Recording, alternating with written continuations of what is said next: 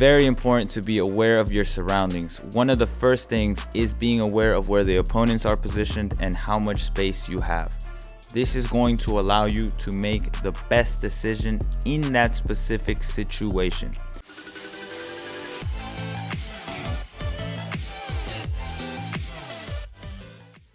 In today's video, we are going over midfielder positioning and awareness.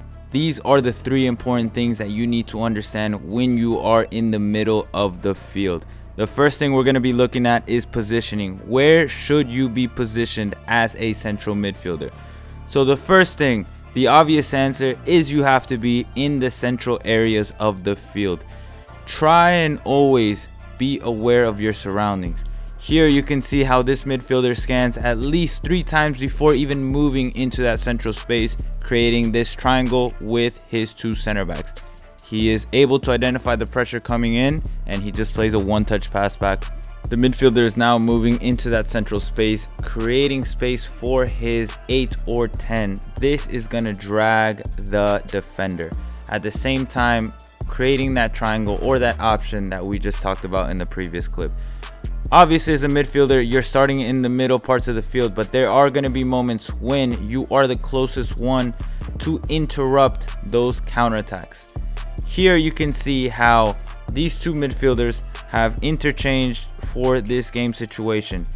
Midfielder in the green circle is pushing up the field. Here he communicates with his teammate to stay back so that he can progress forward into the attack. He is going to be positioned at the top of the box. This is usually where the central midfielders are found. Here you can see how the defensive midfielder is behind the 2 center attacking midfielders.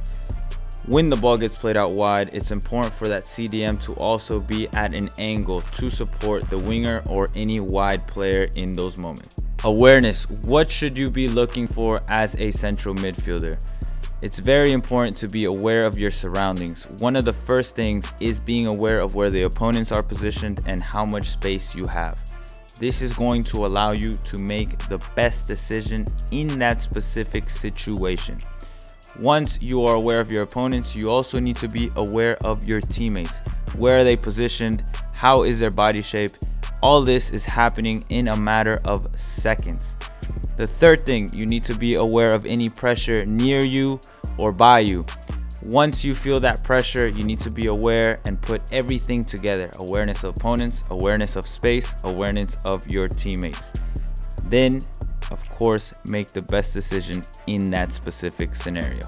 So how do we make the best decision? So identifying what the current situation is first, putting in together all your awareness, you need to identify what the best decision is. Here we can see this midfielder does not even get on the ball, but they position themselves well in the middle of the field, trying to get in and out of space to then possibly be an option. You're not always going to get the ball, but look, as the ball gets played out wide, they tuck inside once the midfielder that played the ball gets out.